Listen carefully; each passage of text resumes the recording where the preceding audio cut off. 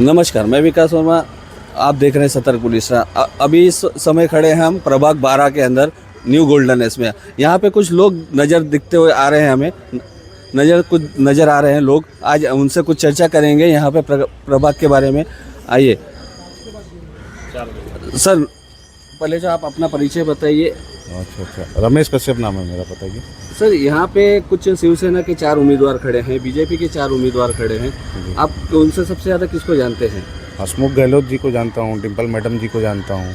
कभी आपने शंकर झा जी को यहाँ पे काम करते हुए देखा? नहीं, कभी नहीं देखा। अभी तो उनको 6 महीना पहले ही तो अभी उभर के आए हैं, बाकी उनको कौन जानता था? मेरे हिसाब से तो यहाँ पे कोई नहीं जानता उनको। आइए सर, आप यहाँ पे ही रहते हैं? हाँ जी, मैं गोल्डन डस्ट, मेरा नाम सुभाष सोमानी। मैं गोल्डन डस्ट में पिछले 18 साल से रह रहा हूँ। यहाँ पे आपने सबसे ज़्यादा किसको देखा है? यहाँ पे 2 अभी कैंडिडेट खड़े हैं, मतलब 8 कैंडिडेट हैं। शिवसेना के 4 हैं और बीजेपी के 4 हैं। हम बीजेपी के कैंडिडेट हसमुख भाई हैं, जो हमारे हमेशा से साथ रहे हैं। आज सालों से हर काम में, हर हमारा कोई भी पर्सनल काम हो, कोई भी सोसाइटी का काम हो या ये क्षेत्र का काम हो, वो हमेशा आगे रहते हैं। हसमुख भाई को मैं ही नहीं, यहाँ का बच्चा जानता है।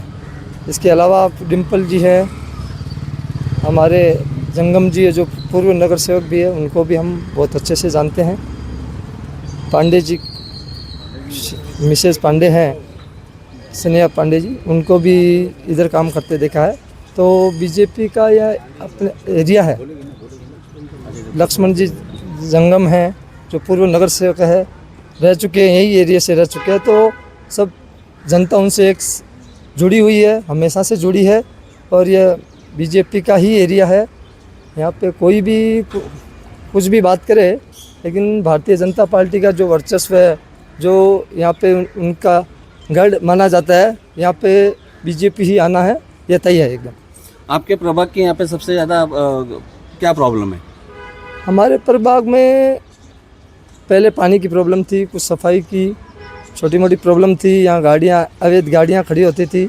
हमने बोला हसमुख भाई को और उन्होंने तुरंत इस पर कार्रवाई भी की है। पानी की समस्या भी हमारी दूर हुई है और आने वाले समय में बताते हैं, जैसे 4 महीने में सूर्या प्रकल्प आते ही ये समस्या 24 घंटे पानी के आने के साथ में पूरी ख़त्म हो जाएगी।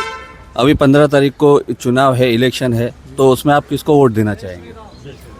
हम बीजेपी वाले हैं, तो बीजेपी को ही वोट देंगे। शिवसेना को क्यों नहीं? शिवसेना को नहीं, हमारा मत बीजेपी है, हम बीजेपी के साथ हैं। शिवसेना अलग पक्ष है, बीजेपी हमारा अलग पक्ष है। हम बीजेपी से जुड़े हैं, बीजेपी के साथ हैं।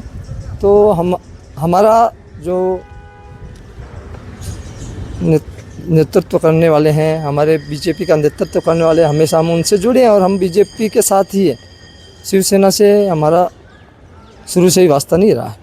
आइए हम जानते हैं, कुछ और लोग भी हमारे साथ खड़े हैं, उनसे भी बात करने की कोशिश करेंगे। जी, मेरा नाम है मिथिलेश कमला शंकर पांडे।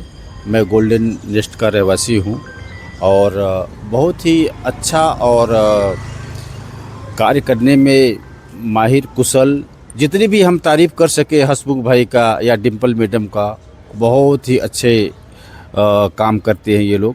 और अभी देखिए, बीच में फ़िलहाल अभी बाइक रेसिंग का कुछ मैटर आया था हमारे सोसाइटी में, तो हमारे रहवासी में ही हैं, हमारे बबलू भाई जी हैं, उन्होंने जैसे ही फ़ोन किया और देखिए 2-2 स्पीड ब्रेकर बन गया है हमारे। तो मतलब आप जैसे ही काम बोलते हो ना, आपके बोलते ही काम कंप्लीट हो जाता है।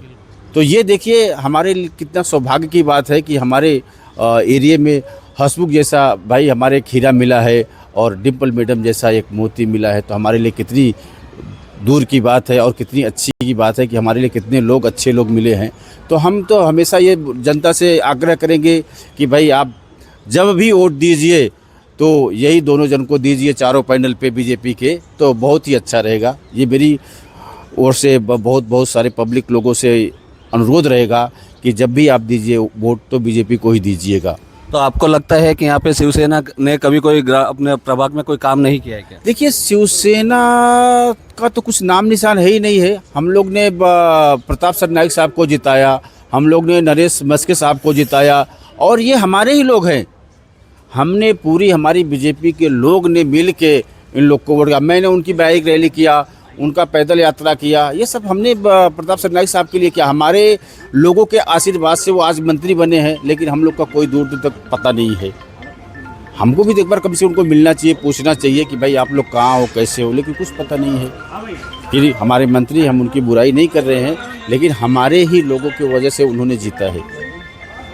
आपके प्रभाग में जो शिवसेना के जो 4 उम्मीदवार हैं, कभी उन्होंने 6 महीने या साल भर में आप जनता की कुछ प्रॉब्लम सॉल्व की है? ऐसा वैसा नहीं, आज तक नहीं। यूती रही है ना, अभी तक तो हमेशा यूती रही है, तो अलग काम करने का सवाल ही नहीं उठता है। फर्स्ट टाइम अभी अलग हुए हैं, तो बीजेपी हमेशा साथ में ही रही है शिवसेना के, उनको अलग करने का अपन नहीं बोल सकते, लेकिन बीजेपी का गढ़ और बीजेपी हमेशा यहाँ बहुत काम की है।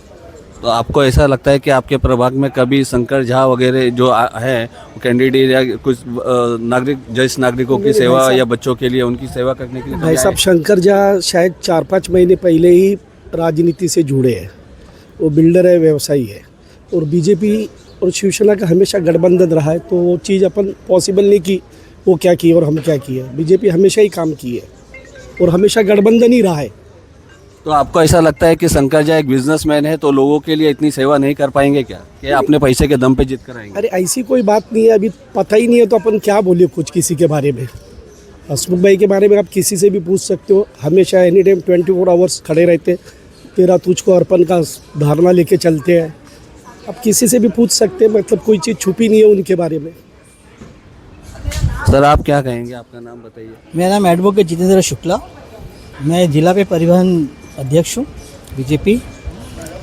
किन के बारे में आपको पूछना है, बताइए आप। यहाँ पे जो अभी 8 कैंडिडेट खड़े हैं, बीजेपी के 4 हैं और शिवसेना के 4 हैं, यहाँ आपने किसी पवन पाटिल को या शंकर झा जी को या निशा नार्वेकर जी को कभी देखा है क्या? देखिए, पवन पाटिल का तो मैं अभी कह सकता हूँ कि मैं आपके द्वारा ही नाम सुन रहा हूँ। रही शंकर झा की बात आप कर रहे हैं, वो तो अभी मुझे लगता है इलेक्शन का समय आया तो एक पता चल रहा है कोई कैंडिडेट है। बाकी मुझे ऐसा नहीं लगता है कि कुछ कर पाएंगे। जैसा आपने भी कहा, पूछा किसी मेरे मित्र से कि मतलब वो बिजनेस में टाइम देंगे कि यहाँ टाइम देंगे। देखिए, अगर बिजनेसमैन है तो समाज सेवा क्या करेगा, क्लियर कट है। समाज सेवा के पास वक्त होना चाहिए और कम से कम यहाँ दिखना तो चाहिए। हम तो अभी हम लोग इतने करीबन मुझे लगता है 2004 से मैं यहाँ रह रहा हूँ, मैं उनको पहली बार उनका नाम सुना। मैं या आपके साथ कभी कोई ऐसा समस्या या प्रभाग की कोई समस्या हो तो आप जो समस्या को किसी के सामने लेके गए, सबसे पहले समस्या आपको समाधान किसने किया? देखिए, समाधान तो एक ही नाम है, वो है हमारे आदरणीय माननीय हसमुख जी। एक ही नाम है समाधान। बाकी और हमारे जो कारपोरेटर हैं उनका काम चलता है, उनका जो भी है समाधान के लिए जाएंगे, समाधान होता है। बट क्या होता है, देखिए आप देखेंगे काम के बारे में, अब काम गिनाने बैठेंगे तो काम का बहुत है, अब उतना समय नहीं कि हम बैठ के काम गिनाने बैठ जाएं। आपको क्या लगता है जो नरेंद्र मेहता ने जो ये आह्वान किया है, जो अब की बार 70 पार, क्या लगता है आपको? 70 पार, आपको 70 पार होना ही चाहिए। और ये नरेंद्र मेहता जी जो आह्वान किए हैं ना, काम के बेस पे किए हुए। जैसा कि मैं आपको ना अभी 2 मिनट ज़्यादा आपको वक्त देना पड़ेगा। अभी आप सुन रहे हैं यहाँ पे चल रहा है भवन, उत्तर भारतीय भवन, आगरी भवन, ये भवन, वो भवन। देखिए, ऐसा है कि भवन के लिए जगह चाहिए। गवर्नमेंट की जगह है ना, सबसे पहले आपको सुप्रीम कोर्ट से परमिशन लेना होता है। ये गवर्नमेंट की जगह हमारी प्राइवेट या आपकी प्राइवेट जगह नहीं कि ये जगह लीजिए, भवन तैयार कर दीजिए, ऐसा नहीं होता है। ये भवन नहीं है, ये लॉलीपॉप है। तो मतलब आपका कहना मतलब है कि लोगों का खाली गुमराह करने का काम कर रहे हैं, हाँ। इस तरीके का। लेकिन अभी कुछ 2 दिन पहले यहाँ पे अपने मंत्री, अपने सीएम सर आए थे, देवेंद्र फडणवीस जी। उन्होंने भी कहा नरेंद्र मेहता जब मेरे पास आता है लोगों के लिए कुछ ना कुछ मांगने के लिए आता है और मैं उनको देता भी हूँ। तो क्या लगता है अगर यहाँ पे अगर बीजेपी का महापौर बनता है तो आपको क्या लगता है जनता के लिए क्या काम कर सकते हैं? देखिए, जैसा अभी आपको पता होगा कि आप बहुत दिनों से यहाँ देख रहे हैं, अब तक तो काम होते हुए आया हुआ है, भविष्य में काम होते रहेगा और बेहतर काम होते रहेगा।